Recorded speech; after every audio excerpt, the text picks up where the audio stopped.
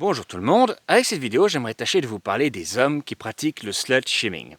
Alors pour rappel, le slut-shaming c'est bien sûr le fait de condamner, de stigmatiser un comportement sexuel féminin jugé hors norme et par extension n'importe quel comportement féminin qu'on va associer même arbitrairement à la sexualité. Alors ça va du fait de considérer qu'une femme ne se respecte pas elle-même lorsqu'elle se permet l'impudente de faire ce qu'elle veut comme elle veut avec qui elle veut, jusqu'au fait de couvrir une femme d'insultes, de l'humilier, la discriminer, la harceler. Alors il faut bien comprendre qu'il y a différents degrés, différents registres par lesquels on peut pratiquer le slut-shaming. Donc il ne faut surtout pas se dire qu'il y a d'un côté les gens qui sont comme ça, qui insultent les femmes, et de l'autre les gens qui ne sont pas comme ça, qui sont respectueux. Dès l'instant on considère qu'une femme exagère, qu'elle a une tenue un peu trop courte, qu'elle a trop de partenaires sexuels, dès l'instant on se dit qu'on ne pourra pas envisager de relations sexuelles, en tout cas de relations amoureuses dites sérieuses, avec une partenaire qui a eu trop justement de partenaires dans sa vie, on est déjà en plein dans le slut-shaming.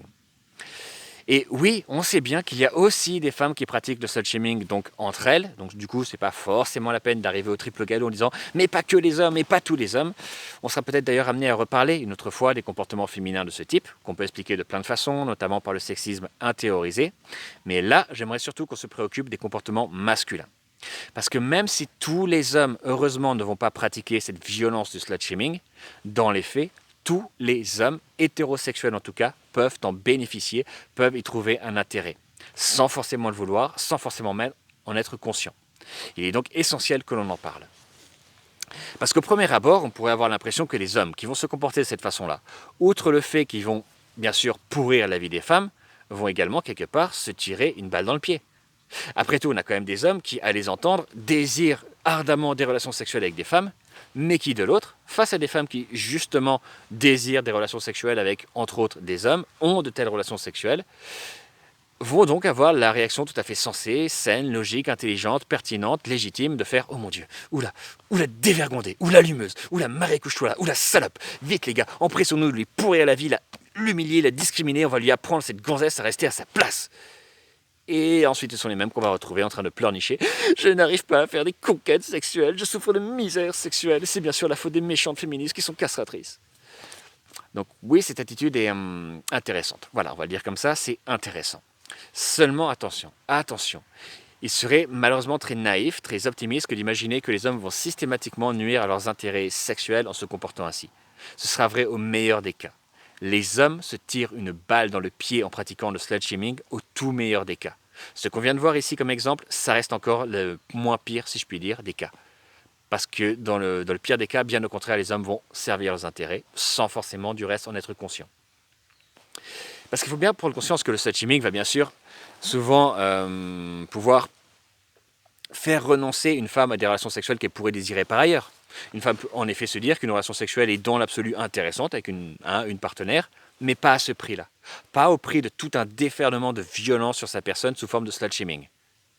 C'est intéressant dans l'absolu, oui, mais pas à ce compte-là. À ce compte-là, ça ne vaut plus la peine. Alors ça, c'est avant toute chose une entrave odieuse à la liberté sexuelle des femmes, mais c'est également une façon de nuire à toutes les personnes qui pourraient potentiellement avoir des relations sexuelles avec les femmes en question. Seulement voilà, dans le même temps, le slut-shaming c'est aussi et surtout une façon d'entraver les femmes dans leur liberté, d'exprimer leur désir sexuel, leur enthousiasme sexuel. Alors ça, pour beaucoup de monde, ça va revenir exactement à empêcher des relations avec les femmes en question. Puisqu'à partir du moment où on n'est pas en situation de s'assurer d'un consentement éclairé, explicite, enthousiaste d'une partenaire potentielle, ça n'est juste pas envisageable d'avoir des rapports sexuels avec elle. De la même manière, à partir du moment où on essaie d'instaurer un rapport de séduction avec une personne et que celle-ci affiche une absence d'intérêt, on se dit qu'elle n'est pas intéressée et on ne va pas plus loin, on n'insiste pas. Seulement voilà, ça n'est pas vrai pour tout le monde. Ce principe n'est pas appliqué par tout le monde, alors même qu'il est bien sûr fondamental. Il y a au contraire des personnes qui vont trouver ça très intéressant d'évoluer dans une culture dans laquelle les pistes sont délibérément brouillées. Le principe est assez simple. Vous comprenez bien que si une personne n'a pas la possibilité de dire non, si on lui fait une offre qu'elle ne peut pas refuser, dès lors son oui n'a pas de valeur. Ce n'est pas un vrai oui. Et bien de la même manière, si une personne n'a pas la liberté réelle, entière de dire oui avec clarté, avec enthousiasme, dès lors son non n'est plus pris au sérieux. On refuse de lui accorder la même valeur. Et ça, c'est précisément l'objectif qui est atteint ici. On va créer de façon parfaitement artificielle une situation dans laquelle, tant bien même des femmes ressentent un désir sexuel, elles ne vont pas pouvoir l'exprimer. Tu m'étonnes, puisque avoir un comportement jugé non conforme, pour une femme, c'est s'exposer à tout un déferlement de violence. Il suffit d'un rien pour coller à une femme une étiquette de salope, pour la stigmatiser de cette manière-là. Et dès lors, cette étiquette peut lui rester collée à la peau pendant parfois des années. Ça peut avoir des répercussions sur sa vie sociale, professionnelle, amicale, affective, amoureuse. On peut faire de cette femme une cible toute désignée pour les violences sexuelles, puisqu'on va dire qu'elle ne se respecte pas et que dès lors, elle ne mérite pas le respect. Puisqu'elle est open, avec elle, c'est open bar, on peut tout se permettre. Et donc les répercussions peuvent être particulièrement lourdes. Je vous invite à ce titre à découvrir des témoignages de femmes victimes de slut-shaming. C'est assez glaçant. Et donc une fois qu'on aura bien construit cette situation, de façon donc pleinement arbitraire et artificielle, on va ensuite pouvoir dire, mais vous voyez bien que lorsque les femmes ressentent un désir, elles ne le montrent pas, elles sont comme ça. On va naturaliser cette absence de manifestation d'un désir sexuel féminin. On va expliquer que c'est dans la nature profonde des femmes, mais qu'en fait tout va bien, c'est normal. Et de là, on va carrément dire, mais vous voyez bien que lorsque les femmes ne montrent rien, en fait, c'est qu'elles ressentent un désir. C'est le feu sous la glace. Lorsqu'une femme fait genre que c'est non, en fait, ça veut dire oui, mais tu peux y aller, mon garçon, ne t'inquiète pas. Et ainsi, on va s'accorder à soi-même le bénéfice du doute, on va jouer de la confusion, et on va s'arroger le droit d'y aller. Et donc, puisque les femmes ne peuvent pas exprimer leur désir tant bien même elles en ressentent un, on va créer une situation où les hommes hétéros, en tout cas, vont sans cesse guetter des signaux. Guetter des signes qui pourraient trahir un désir chez une femme, quitte à en voir là où il n'y en a absolument pas, avec toutes les chances d'une hypersexualisation des comportements féminins. Et donc partant de là, les femmes se retrouvent avec deux choix. Soit elles expriment des choses qui peuvent être interprétées comme ayant un caractère sexuel, même de façon complètement arbitraire. En tel cas, elles se retrouvent automatiquement sous la menace de violences sexuelles commises par des hommes qui vont se dire « j'ai bien vu qu'elle voulait quelque chose, j'ai décodé les signaux, c'est elle qui voulait ». La rhétorique classique du victim blaming. C'est elle qui a provoqué, qui a cherché, qui a allumé.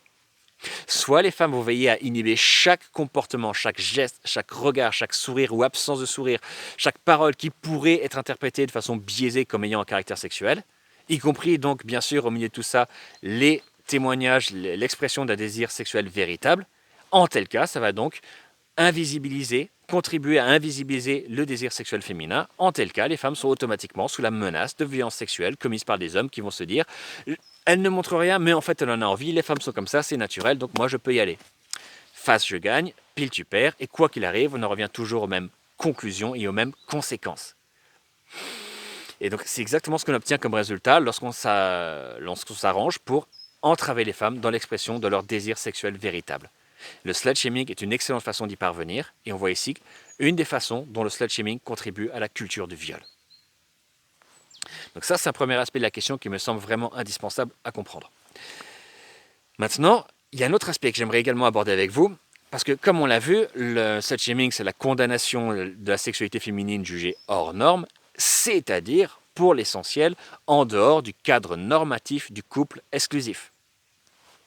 Parce qu'on pourra observer sans aucune difficulté que non seulement il n'y a pas de condamnation, de stigmatisation de la sexualité féminine dans le cadre du couple hétérosexuel, exclusif, conforme, standard, mais il y a même, bien au contraire, des injonctions très fortes à être actif sexuellement dans le cadre du couple, selon une forme de devoir conjugal culturel.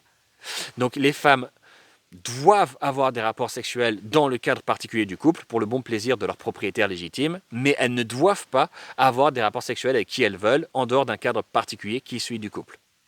Et donc ça, c'est très très important parce qu'en tant qu'homme, on peut dès lors bénéficier de cette ultra-violence du slut-shaming sans forcément s'en rendre compte. Parce que imaginez par exemple que je rencontre une femme merveilleuse, que je tombe amoureuse d'elle, que je lui propose de former un couple exclusif avec moi, qu'elle accepte, c'est le plus beau jour de ma vie, tout va bien, sauf que voilà, si elle a effectivement choisi avec qui elle allait former un couple, est-ce qu'elle a seulement choisi d'être en couple? Quel choix véritable on lui a laissé? Parce que moi, en tant qu'homme, j'ai tout de suite beaucoup plus de choix qu'elle. Je peux choisir d'être dans un joli petit couple bien conforme, ou alors je peux choisir d'être un tombeur, un beau gosse, un séducteur, un playboy qui fait des conquêtes et qui est valorisé socialement par ses conquêtes. En tant que femme, elle a un choix tout de suite très différent, puisqu'elle peut choisir d'être dans un joli petit couple bien conforme, ou alors d'être une traînée, une salope, une maricochola, une dévergondée, une allumeuse, etc. D'être donc humilié, stigmatisé, harcelé, avec toute l'ultra-violence qui va avec. Et donc dès lors, comment parler de véritable choix, explicite, éclairé, enthousiaste, conscient, délibéré, lorsqu'il existe tout un arsenal répressif particulièrement violent qui s'abat sur les femmes qui ne font pas le choix qu'on attend d'elles qu'elles fassent? Cette question me semble fondamentale. On peut notamment se demander combien de femmes, parmi celles qui sont aujourd'hui en couple exclusif, auraient fait un tel choix s'ils avaient eu un véritable choix, c'est-à-dire sans le slut-shaming. C'est une question qui me semble indispensable de se poser. Et du coup, ça me paraît beaucoup trop facile de prétendre condamner le slut-shaming pratiqué par les autres, alors qu'on peut tout à fait en bénéficier soi-même sans forcément en être conscient. Mais c'est comme plein d'autres privilèges masculins.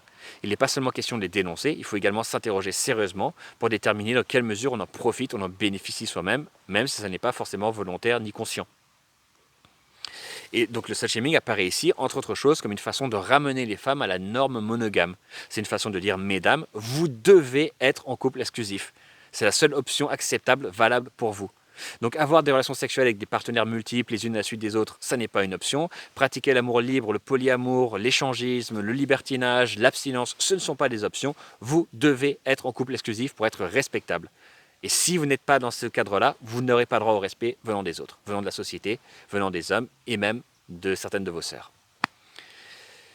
Alors sur la question du slut-shaming, il y aura encore plein de choses à dire. On sera amené à beaucoup en reparler, mais je pense qu'avec ces deux éléments-là, on peut déjà s'occuper un petit moment. Alors je vais m'arrêter là pour l'instant. Je vous remercie du fond du cœur de m'avoir écouté jusqu'au bout.